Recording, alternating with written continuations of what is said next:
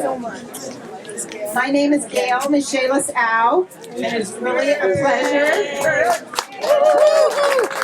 It is really a pleasure to welcome all of you to our home this evening.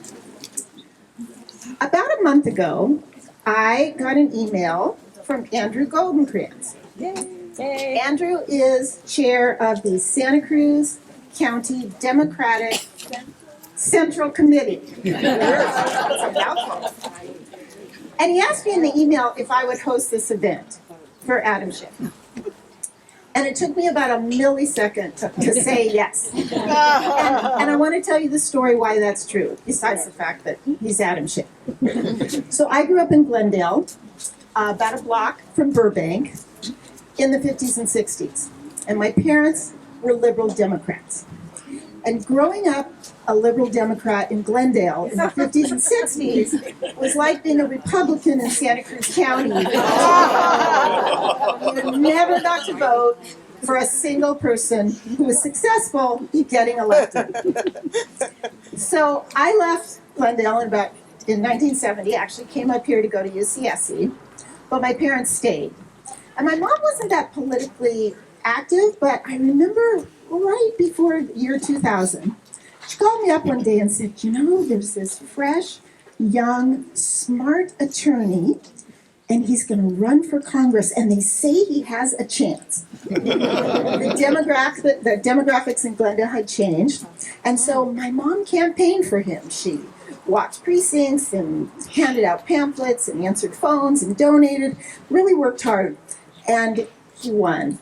Yay! And she called me to tell me that. I've never heard her be so excited. So I have a very special place in my heart for Adam Schiff. And I know a lot of us watched him a few years ago in the impeachment hearings. And,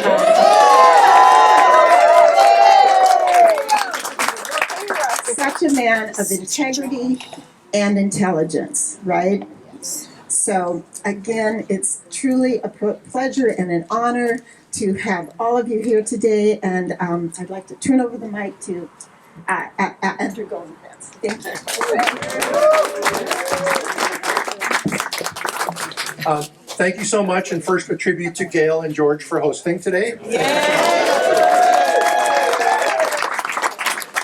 I know you did not come to listen to me, but since I have the mic, I'm going to take 1 minute. People ask me all the time, like, what does the party do? Like, what's the role of the party these days? So I'm going to tell you. We organize people and we organize money so that we can elect great Democrats so that we can save the country. It's pretty much as simple as that. And so in the spirit of organized people and organized money, I got a couple of people to thank. So we have some sponsors tonight. So Pedro Castillo, Angela Chestnut, Rachel Dan, Les and Nancy Gardner, that Goldenkranz guy, Alan Hicks, Lolan Wendy Hurst, Bob Katz, Mayor Fred Keeley, Pat Manning, Gail and George Michaelis-Ow, Bob Tarrin, Joe Thompson, and Julia Greenspan. Thank you so much.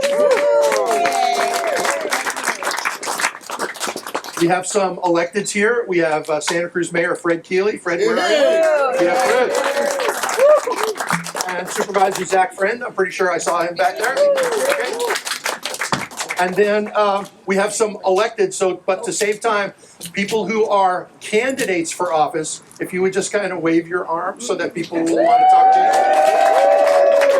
so that we can shout you out and hope you get elected. And we have,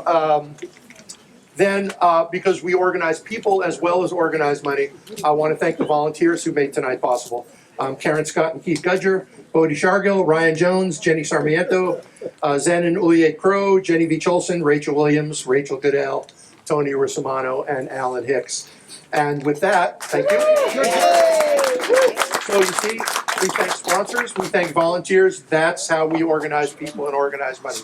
But I'm very proud as we tee it up for Adam to bring on a still young but super versatile and longtime friend of our county, our member of Congress for such a long time, Sam Farr. Sam, thanks so much.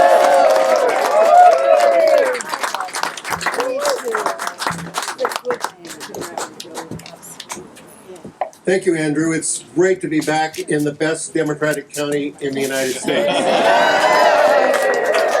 For Adam, this is the smallest geographical county in California with the exception of the city and county of San Francisco.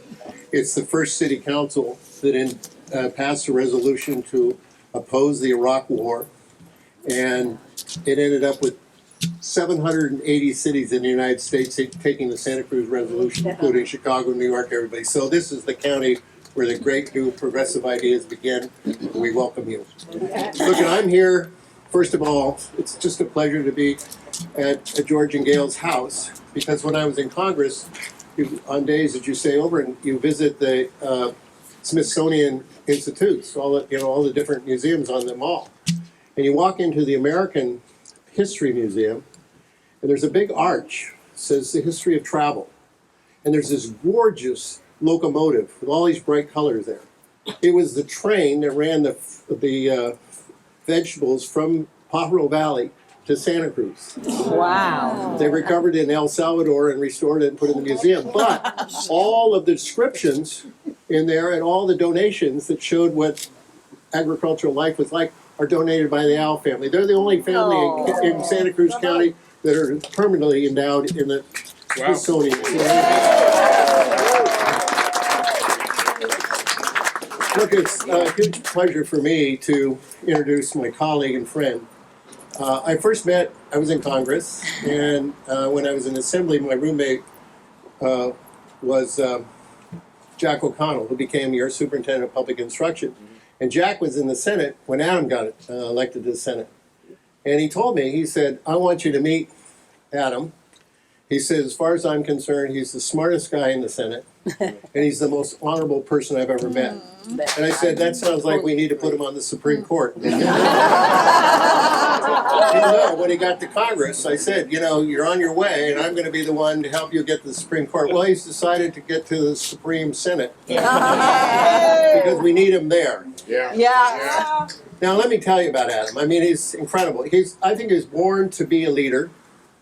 He sort of just, by way he's conducted his life. Born in the East Bay, public education, pretty good education, got into Stanford, graduated from Stanford, decided he needed a little bit more experience in the other parts, so he goes to Harvard, gets a law degree. So he's bi-coastal in education and contacts. Then he takes a job, born and raised in Northern California, takes a job in Southern California. So he's got north-south. And now he gets elected to Congress by beating one of the toughest persons, the person who led the impeachment against Bill Clinton, who everybody thought he was such a strong Republican, he couldn't be beat. President Clinton only endorsed one Democrat, came to work for him, and it was Adam Schiff. So he got to Congress, and he's been chair of more committees, because whenever there's something difficult to do, you point at him. You want somebody really smart to run the Intelligence Committee? Adams. You wanted this new committee to do the impeachment? Adam. You go on and on.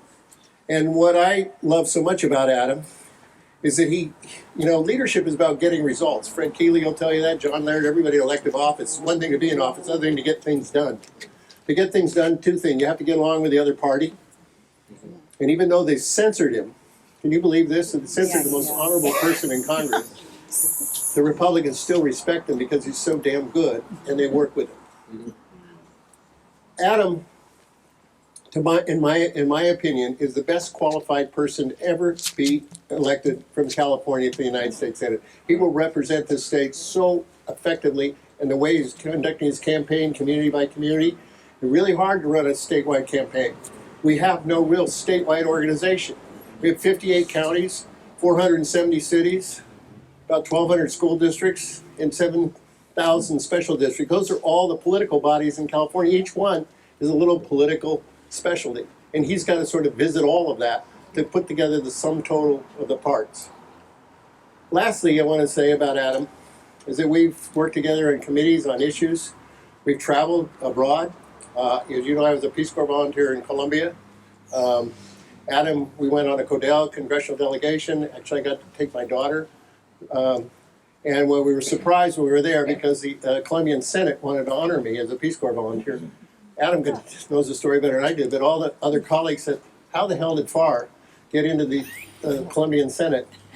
And then what they thought, I gave a speech in Spanish. And they all said to me, your Spanish speech is much better than your English speech. They didn't understand a word I said. So anyway, what I think is remarkable about Adam, and this is really, if you know, campaigns are, your campaigning is a job interview. The job is the U.S. Senate. The interview is, first of all, a resume. The resume I've outlined is incredible. But then you look at who wants you to be in the Senate. There are 40 Democrats in the House from California. We can have more, and we ought to. Guess what? Barbara Lee has a few endorsements. Adam has 80% of the endorsements. And when he called me and asked me for my endorsement as a friend, I said, certainly I'm going to endorse you, but how's Nancy going to be on it? She said she's already endorsed me. When Nancy Pelosi endorses that, I mean, when you're in Congress, you're a Democrat, you have members running against each other, you stay out of it. You say, you know, let the primary work out. Not with Adam. He's such an incredible leader, people jump in the primary. Unfortunately, his opponent, who was here on Sunday night, has not a single Democrat member of Congress endorsing her. Oh. And had one of the largest staff turnovers. It's just, he's the most competent, the most able person to lead the state. And I'm really proud that we're all here to endorse him. And I hope that we you know what, he did this voluntarily to come here to raise money for the Democratic Party. So after this, I'm going to give a little pitch. Let's help him.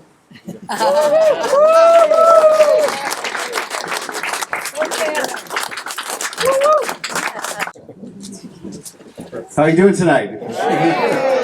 Sam, thank you for those incredible remarks, and I want to tell you a few things about Sam, but before I do, I want to just extend my thanks to you, Gail, and to George for inviting us to your magnificent home. I thought that this was probably an historic home that was open for rent for public events. I didn't realize people actually live here.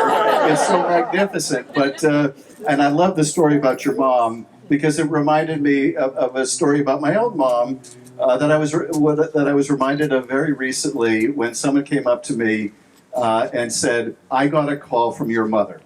Now, my mother passed away 15 years ago, but when I was running for Congress, she called voters. And we gave her the hard ones. We didn't let her call Democrats. Oh no, she called the most conservative Republicans. There is no better candidate no better campaigner than a candidate's mother. And she would tell me how she'd get somebody on the phone and she'd make her pitch, and they would say, "Mrs. Schiff, I'm going to support you because you called, but I want to ask you a question.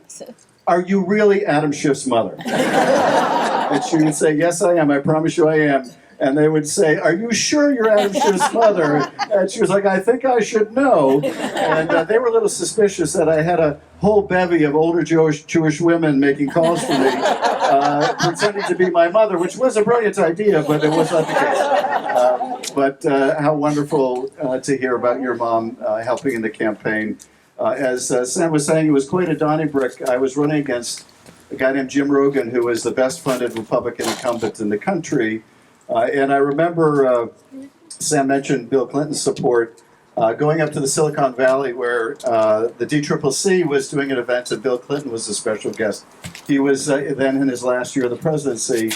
And I waited in the rope line to say hello. And I had only met him once before for about 30 seconds on a tarmac. But he got up to me in the rope line, and I put out my hand, and I said, "Mr. President, I'm Adam Schiff, and I'm running for Congress." And he said, "Oh, Adam, you don't have to introduce yourself to me. You did so well in that open primary." And I was like, he knows how I did in the open primary? And he said, "If there's ever any way I can help your campaign, I hope you'll let me know." Now, I was not about to let that go unanswered. So I said, "Mr. President, if it would work in your schedule, I'd love to do an event with you." And he got kind of a smile on his face, and he said, "You know that it will." That is, work on his schedule. That was a Friday. On Monday, I got 3 calls from the White House asking for my schedule so we could plan an event. And when it came about, we did it at the Frederick Douglass Museum in Washington. I ushered the president around the room, introducing him to my friends and supporters. And I introduced him to one of my law school classmates named Brian. And Brian said jokingly to the president, Mr. President, I could tell you all about Adam during law school, but we've taken a mutual oath of secrecy, never to discuss those years. And the president put his arm around Brian and he said, Brian, I can assure you that if my law school classmates hadn't taken exactly the same pledge, there's no way I would have gotten to where I am today. Something told me he meant it a lot more than my friend Brian. But I'm so grateful to be with you, and I want to thank Leslie for everything she did to get out word about the event and to invite so many people. Where are you, Leslie? Leslie is. Thank you so much. And I also want to acknowledge our wonderful Mayor, Fred Keeley. Fred, thank you for your extraordinary service to the city and to the state and to the country. Thank you for your support of my campaign, which means the world to me. And thank you for your championing of affordable housing and all the efforts you're making to deal with the housing crisis. This is the number one issue in the state and probably the country, is just the epidemic of homelessness, but also just the degree to which housing is completely unaffordable for people. I think back to my own childhood. My father was in the clothing business. He was essentially a traveling salesman, and he earned $18,000 a year. And on the strength of that single income, my parents bought our first home for $18,000. Imagine today trying to buy a home for the annual income of a clothing salesman. And you see just how difficult things have become. I want to recognize some people who are also in the forefront of fighting so that people can earn a good living and be able to afford housing. And that is, I know we have representatives of labor that are here today from SEIU 521, but also from the building and construction trades. And I want to thank my brothers and sisters in labor because you can draw a straight line between the 1970s and today, when for the first time in our history, as the country became more productive and more prosperous, we saw that prosperity not shared with the people who made it possible. And we also saw at the same time, because of a concerted effort made to make it difficult to organize, a decrease in union households by about half during those same years. And a big part of the answer is collective bargaining and supporting working people in their ability to come together and negotiate for fair wages and good working conditions, healthcare and retirement. So thank you to my brothers and sisters in labor. I don't know where to begin to thank Sam Farr, but I have to tell you, he mentioned that we had an opportunity to visit Colombia together, where he had been in the Peace Corps. And it was such a thrill for me to watch not just how much he loved the country, but how much the Colombian people loved him. It was a mutual love affair. And it was just such quintessential Sam Farr, the degree to which he had opened that big heart to an entire country and has continued to champion Colombia and our relationship with Colombia. But it's also what kind of a wonderful representative he has been, how he was as a staff member and in the state legislature and in Congress, always looking out for the other. He's one of the most selfless people I know. He's also one of the greatest environmental champions I know, and one of the greatest to ever serve in Congress. And when he and Fred were in the legislature, I think at different times, they were two of the most profound environmental champions California has ever had. And I thank you, Sam. So it's always hard to know where to begin to describe what the country is going through. So let me just start with the trial we're about to go through as a democracy. Here I'm not referring specifically to any trial of the former president, but rather the test of our democracy. And that is, we have always believed, we've always advocated the principle, the idea that the rule of law applies to everyone. But we're about to find out if that's true. We're about to find out if we can really apply the law when it comes to the most powerful, when it comes to a former president or a candidate for president. And even as this is going to be a hugely jarring and tumultuous time, for the country, I want to say that it is enormously important that we go through this trial. Because the alternative is really unthinkable. The alternative would be a country in which, if you are the president of the United States and you lose your reelection, you can do whatever it takes, you can violate the law and Constitution, and if you're successful, you become president for life. And if you fail, there's no repercussion. That is a sure way to the end of our democracy. So as trying as this will be, it is utterly necessary.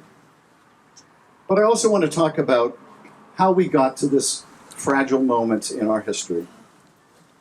And I think about a couple of things. I think about a conclusion I reached in the first year of the last administration. It seems very intuitive now, but at the time it was quite jarring. And that is the conclusion that for the first time in our history, the predominant threat to the country came from within. That there was nothing that Russia or China, North Korea or Iran could do to tear us apart more than our own president was doing.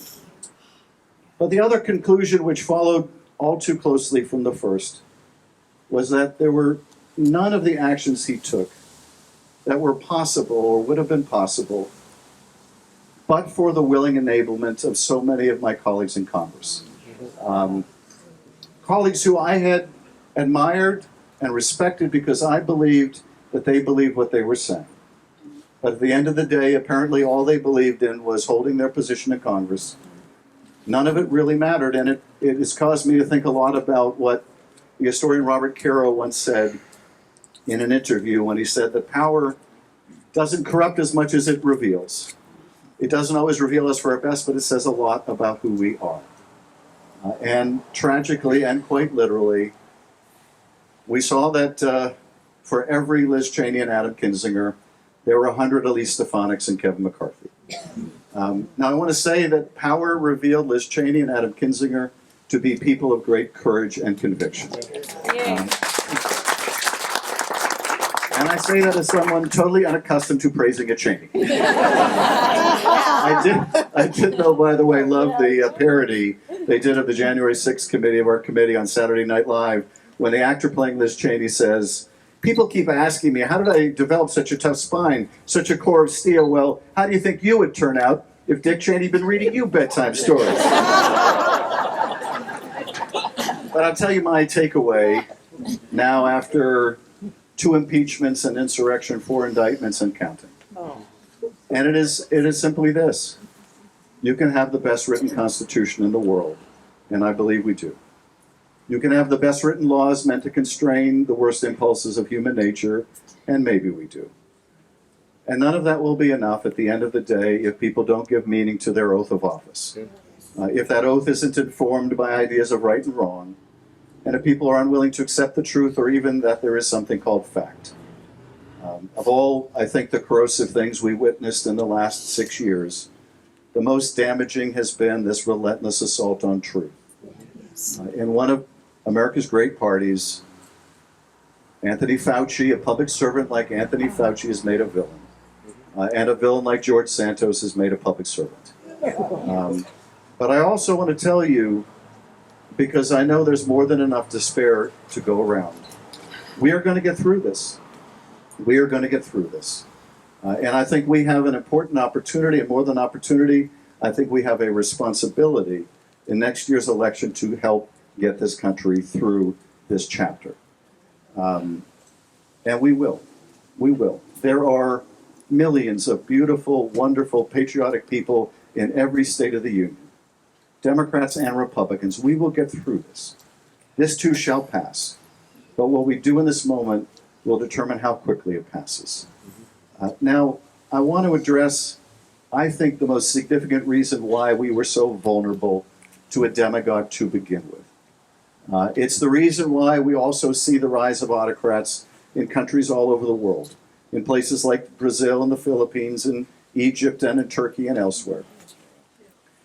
And it is because we have seen seismic changes in the nature of work. As a result of globalization and automation and increasingly AI, the workplace is being transformed and people are being left behind.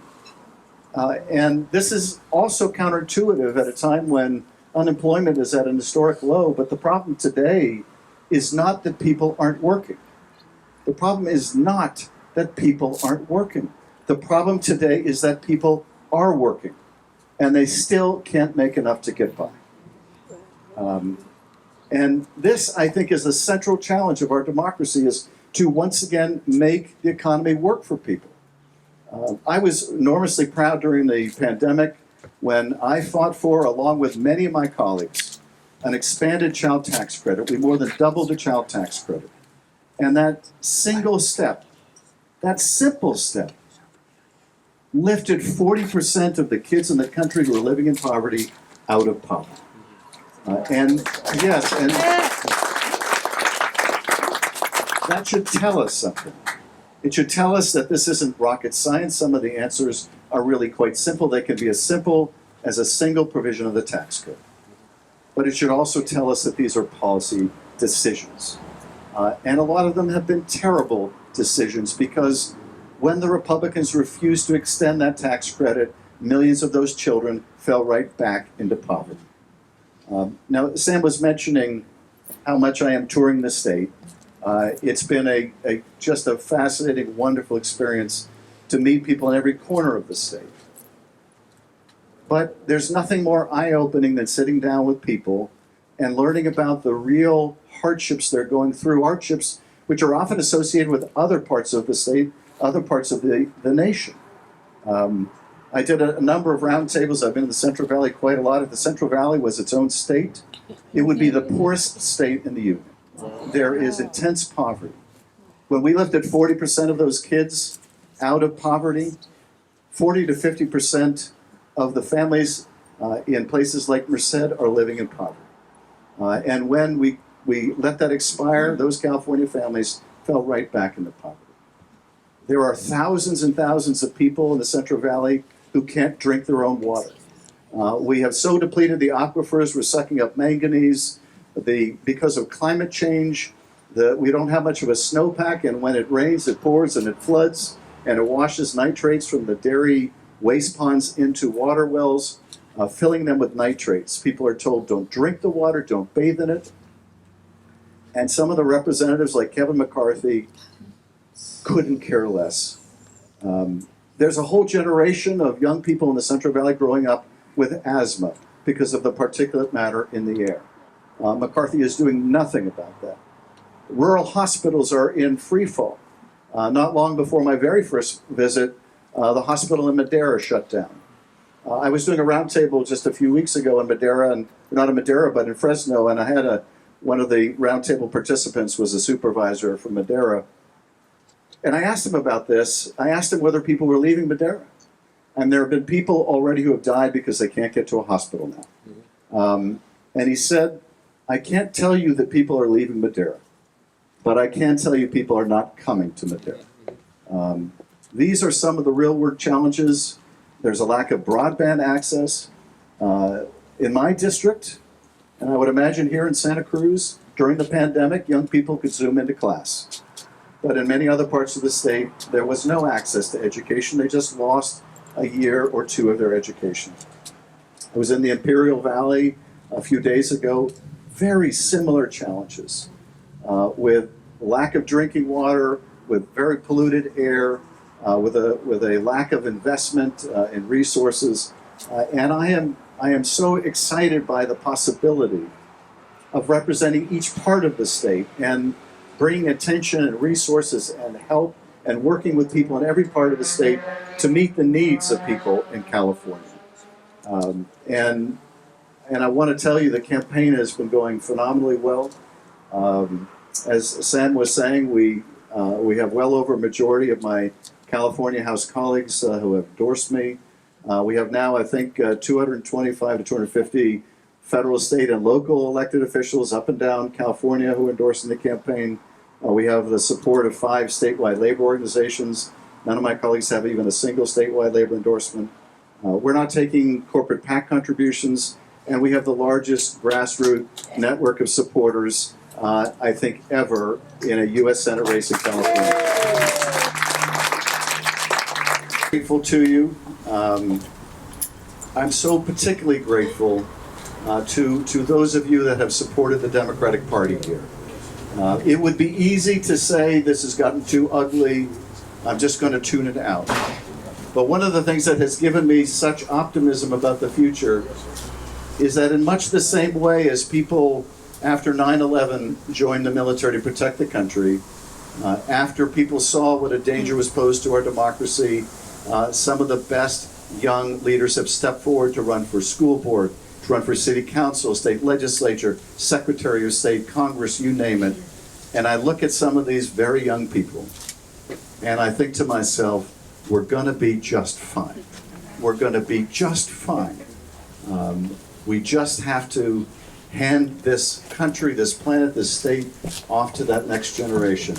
And I thank you for all you're doing to make that possible. Thank you so much.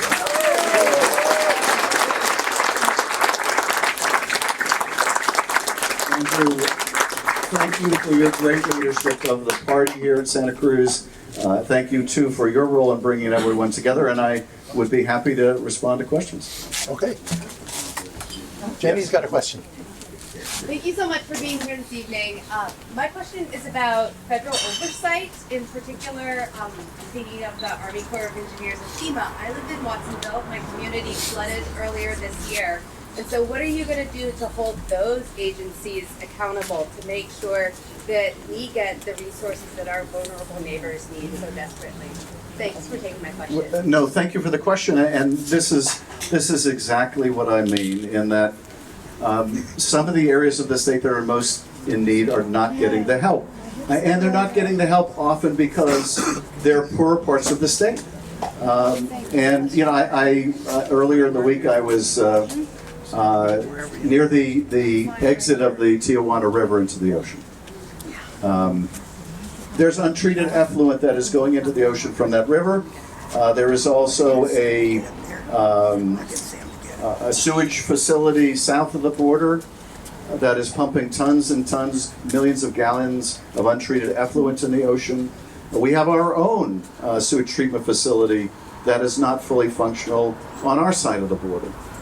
And I can tell you this, that problem would have been solved long before now if it wasn't such a poor part of the state. Those beaches in the southernmost part of California have been closed over 600 days. There are countless thousands who've gotten sick by swimming in the water. And so what I'm going to do is I'm going to make sure that the Army Corps of Engineers, I'm going to make sure that the administration and every agency, I'm going to make sure that when I'm bringing resources back to the state of California, that I'm focused on the parts of the state that need it most. The fact and that one of the levees broke and washed away a California community, and the levee wasn't fixed because the property values couldn't justify it, is an environmental injustice of the very first order. And there are sadly quite a few of them. I did a few days ago what they describe as a toxic tour in the Fontana, Ontario area, where there is a proliferation of warehouses as a result of the whole Amazon phenomena. And they are being concentrated, many of them in poor neighborhoods. The diesel exhaust around these warehouses is creating these ozone hotspots and producing some of the worst quality air anywhere. And some of them are built right next to schools, and they're built right next to residential communities. And this too is another environmental injustice. So we need to make sure we're looking not just at what one particular warehouse is going to do, but what's the cumulative impact of the continued development of these warehouses in places like Fontana. Yes. We know every time there's a new administration in the White House, there's the blame game about immigration. Nobody ever fixes it. So my question to you is, what will you do to advance immigration reform that will preserve the opportunity for newcomers to seek out and get that American dream? Thank you for the question. The question was about immigration reform, and that there's always a blame game that goes around about our failure to act on immigration reform. What will you do? What can be done to deal with this and these are my words, but the terrible disparity between our values as a country and our immigration policy. And here, I would like to engage in some democratic self-criticism. Because, first of all, the Republicans are never going to help us on this. We just need to realize that. The Republicans believe that the border is the political gift that will never stop giving. They will not do anything to solve this. We're going to have to solve it ourselves. And in order to solve it, we're going to have to do away with the filibuster. But more than that, we're going to have to make sure that when we control the House and the Senate and the White House, that we use the political capital to get this done. And we should have done it when Obama was president. We should have done it in the first 2 years of the Biden administration. And I'm not at all surprised that we are losing support in the Latino community, because you can only promise a community for so long. You're going to take action and disappoint the community and expect it's not going to have any repercussion.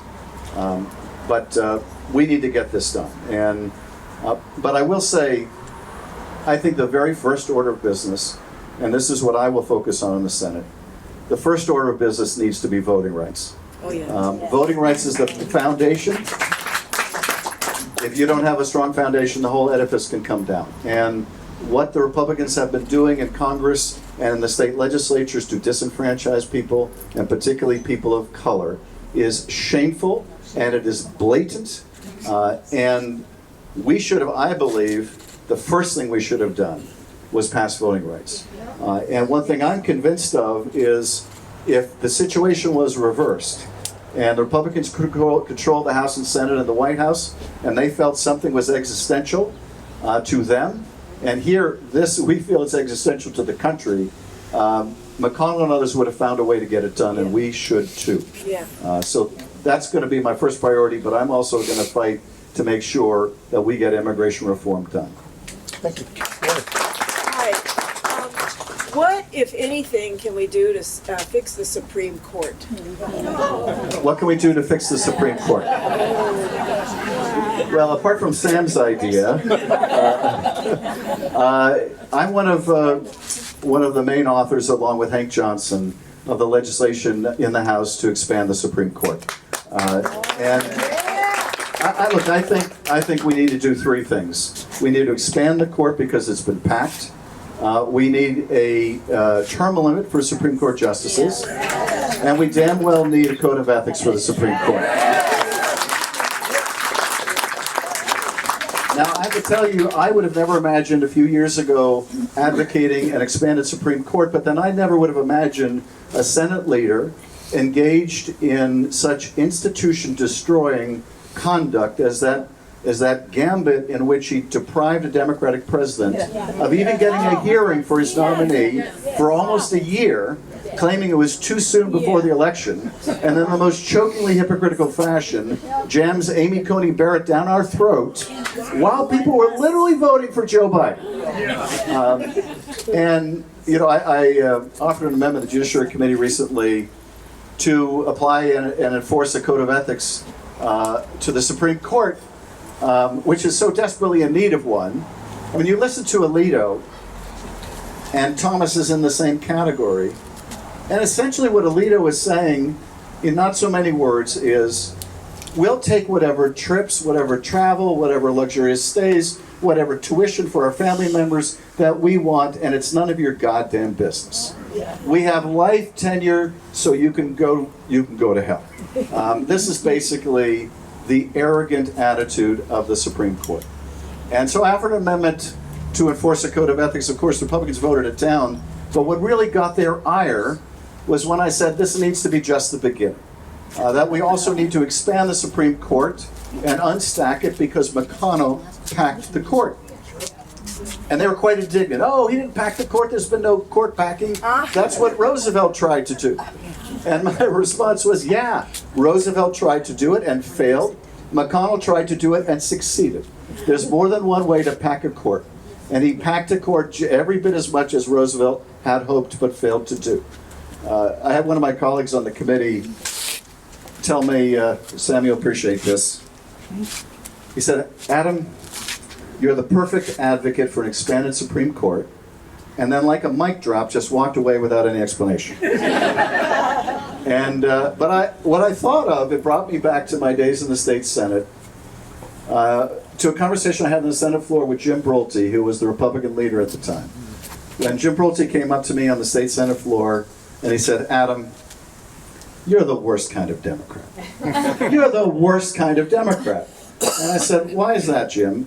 And he said, "Because you're just as progressive as the rest, but you sound so damn reasonable." But I do think if we're going to get people to even hear the argument, we have to make that argument in a certain way. People need to understand, because all they know about increasing the size of the court is Roosevelt tried to do it.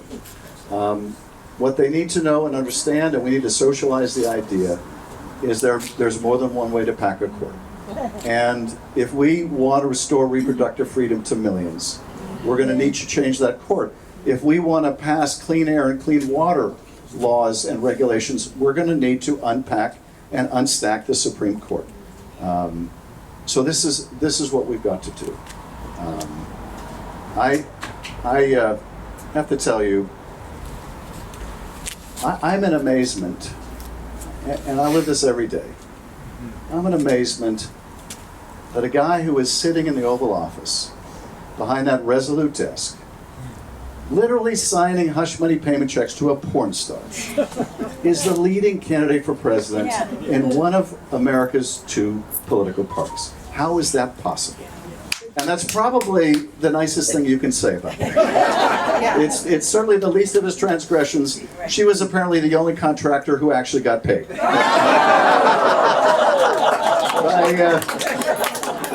I assure you, this too shall pass.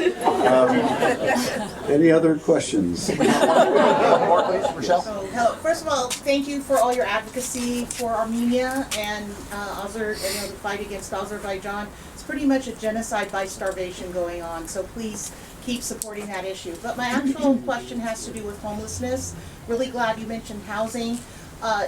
It's not working. This one-time payments that the federal government will give to local governments. As a former city council member, the amount of time, energy, effort, money that we've spent on this to not really see good results has been sad. And I'm being told that the Congress doesn't see this as a national issue. How do you view this issue, and do you see a light at the end of the tunnel where the federal government does play a role in trying to solve what to me is one of the just most devastating issues that we have going on? Our streets are our mental hospitals right now. So how do we change that? Thank you for the question. And if you couldn't hear the question in the back, the question was about homelessness, housing unaffordability, and you're a former council member? Yes. And tell me your first name. Oh, Rochelle. Rochelle. Rochelle was saying that she hears that the federal government doesn't consider this a national issue or a federal issue. What's my view? What can the federal government do? And Rochelle preface her questions by thanking me for work on the issue of Artsakh and Nagorno-Karabakh. And let me just say first, if I can, on that, I actually just did a TikTok video on this today. There is a Armenian region called Nagorno-Karabakh or Artsakh. It is cut off from the only road bringing food or medicine in or out by Azerbaijan. Azerbaijan made war on Armenia and Artsakh just a couple years ago. There were thousands of lost lives. And now they're essentially starving out the people of Artsakh. And it's being greeted with a deafening silence by the United States. And this is not consistent with our values. The people of Artsakh have the right of self-determination. But more than that, this blockade is a violation of human rights, and people are dying. So I'm doing everything I can to call attention to it. And I think, frankly, we should cut Azerbaijan off of aid. What these other countries pay attention to is not the words we speak, but they pay attention to the actions we undertake, and in particular, they pay attention to the money. And we continue to give hundreds of millions of dollars to Azerbaijan. And as long as they feel that's going to continue, it tells them they can ignore anything we say. We should cut them off. And I've been urging the administration to do that. I'm going to continue to keep that pressure on. I absolutely feel that housing is a national urgent priority, and I think we need a national housing policy. I've introduced legislation to create a council on affordable housing. There is one already on the issue of homelessness, but these are twin related problems, but they also have their distinct character. In terms of the homelessness issue, I think in its most graphic form, this is the result of an economy in which the cost of housing has gone up and up and up, and incomes simply have not risen with it. And it has resulted literally in people unable to keep a roof over their head. But it also has all the other associated challenges you mentioned, which is a very significant population who are homeless, who are also mentally ill, or have serious substance abuse issues. I have legislation I introduced called the PATH Act, which would devote federal resources, much more federal resources, to provide those wraparound services, mental health care, as well as substance abuse care. I also have legislation to create tax incentives to create more affordable housing, so that if you sell your apartment building to a nonprofit or public housing agency, you can get the same favorable tax treatment as if your property was condemned. I'm also working to expand the number of Section 8 vouchers, the amount of Section 8 vouchers, because right now there's one lottery to get a voucher, there's another lottery to find someone who'll take your voucher, and even then it doesn't cover enough of your cost. The average, you know this better than I do, the average apartment here in Santa Cruz costs about $3,300 a month. $3,300 a month. It does show too, and Fred is really hard at work at this. There needs to be more supply also. We need to make it possible to build housing. We need to make it possible to build it expeditiously. We need to make it possible to build it affordably. And I think the federal government can be a much more substantial partner, both in sharing information about what is working in different parts of the country. I don't think we should be in the business of telling Santa Cruz, you have to do it this way or you won't get federal funding. Because the problem in Santa Cruz is not the same as it is in Burbank, where I live, and it's not the same in other parts of the state too. In Nevada County, where I was a week ago, they also have a serious homelessness issue. It doesn't look like the problem in Santa Cruz. But I think what we can do is make sure we're providing much more in the terms of resources.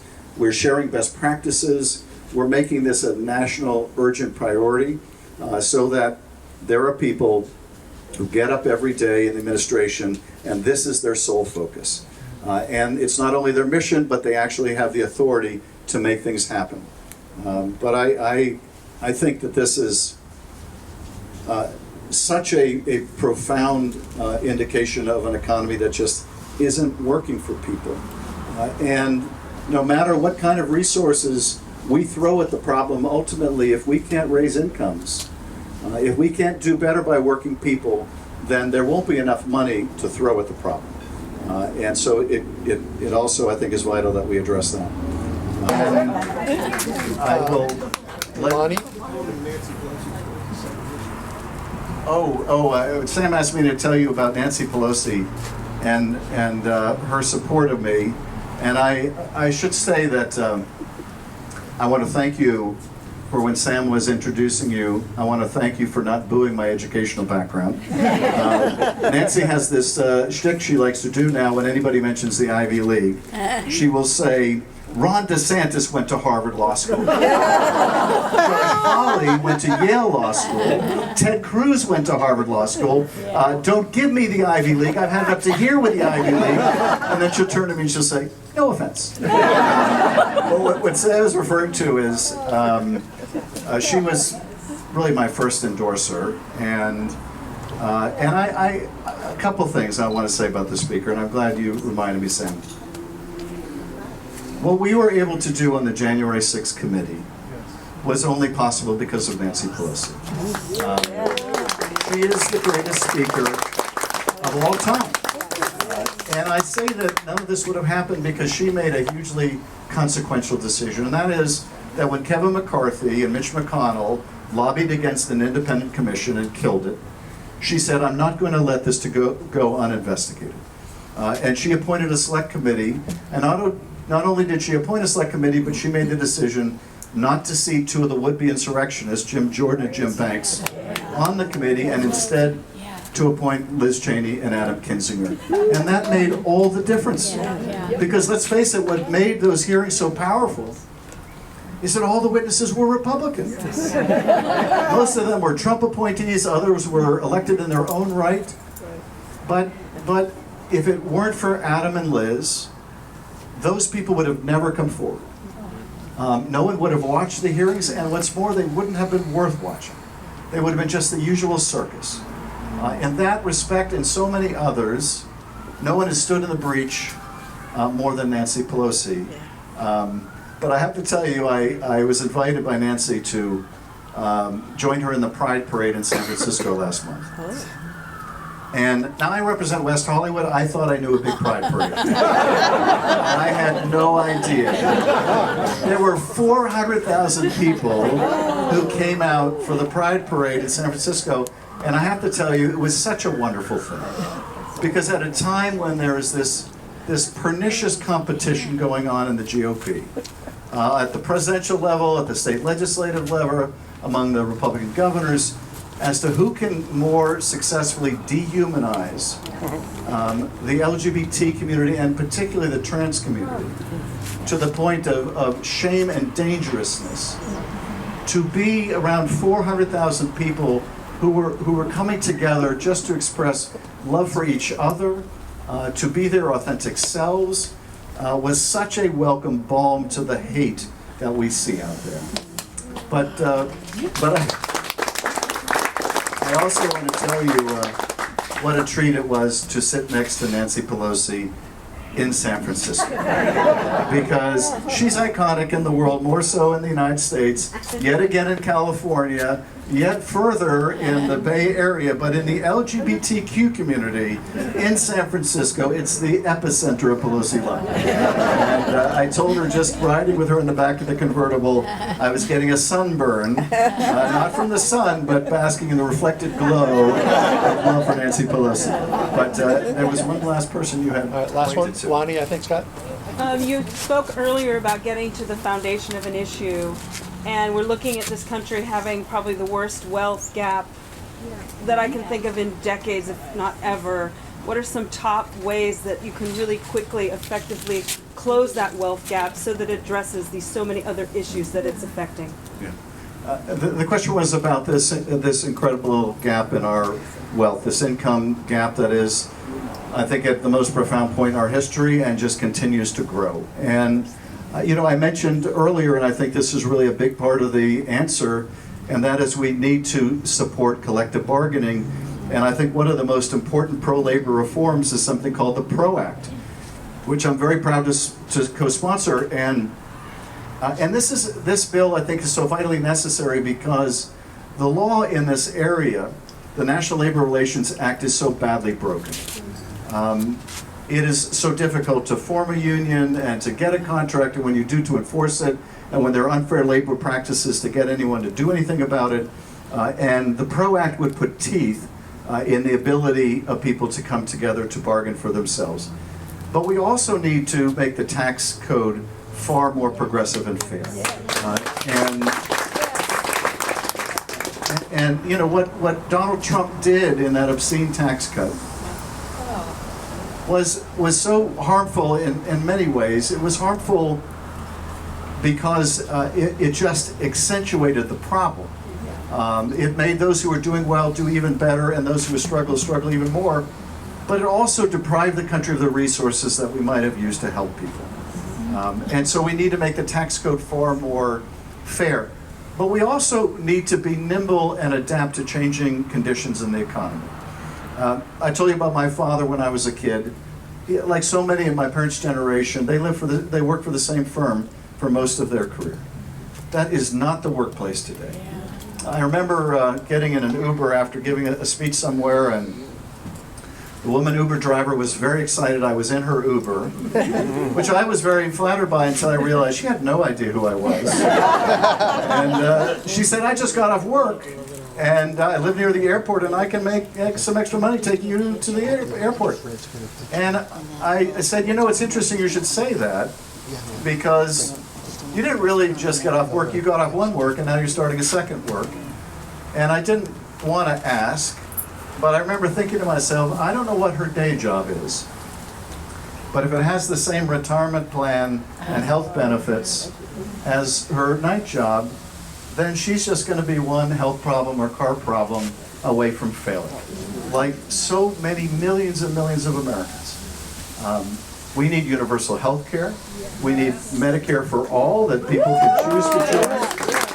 And we need to make sure that not only is health care universal and available and accessible and it's quality health care, and that means in many parts of California that we change, well, globally we change the reimbursement rates under Medicare, but even more particularly under Medicaid, to stop these rural hospitals from closing. But we also have to make sure that people can earn and enjoy a dignified retirement. I mean, it's extraordinary how many people are going to retire into poverty. And it just can't be that way. It just can't be that way. And so making sure that there's a good safety net, that no matter where you're working or if you move from job to job, you can be confident when you can't work anymore that you can earn a decent retirement income, so that you're not a burden to your family or to others, and you can enjoy, you know, the last decades of your life. So let me just close by thanking you again. It's been a incredibly challenging time for me and for my family. It's certainly not a role that I would have chosen to be in the center of this storm. But I am grateful that I've been in a position to do something about the national predicament. I would feel awful if I felt powerless to do something about our circumstances. And much as I might envy sometimes some of my colleagues who haven't been in the center of this fight because they haven't had to endure all of the hate, I'm so grateful for so many wonderful people like yourselves. Franklin Roosevelt once said, there are times when you can judge a person by the enemies they have made. And while I would much rather be known for the friends I have made, by Roosevelt's standard, I'm doing pretty damn well. Thank you so much for your support. Thank you again. I'll hand you back to Mike. Thank you, man. Don't go in just yet. I know your staff wants to take you off, but before I introduce our Mayor, Fred Keeley, who is going to separate you from your money to support Adam. We want you to stay fresh on the campaign trail, and as you're out there representing democracy, you're on the well of the House. We want to make sure that you have the set of indictments to make sure that you are fresh and happy. You have to tell people what the proceeds go to. Oh, the proceeds from indictments go to Fair Fight, the Stacey Abrams operation. Well, I think what we need is Adam's going to go out with the staff and do a quick interview and then come back in, if I understand that right. Yep. So we'll see you in a minute. But in the meantime, thank you so much. Adam, Schiff, everybody.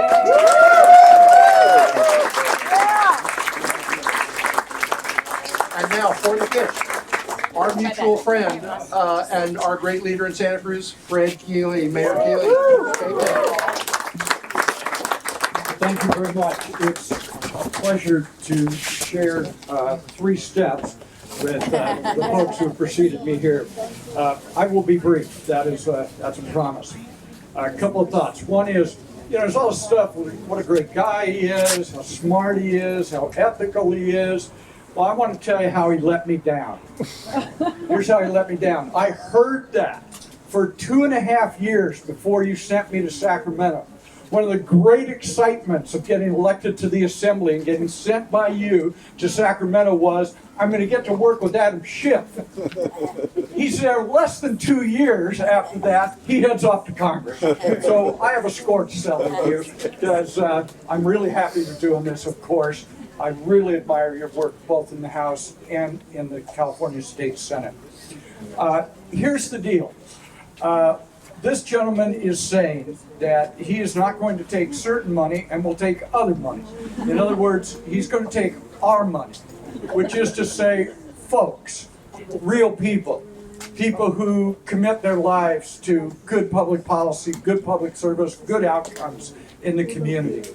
And the only way that a candidate for the United States Senate from California, not from Montana, not from New Mexico, not from some other place, but California with 40 million people, to do that when you say there's certain money that is out of bounds, not going to do it, then that means the rest of us who want to see good government in the United States Senate, we step up behind that. And that's what we do for Adam tonight.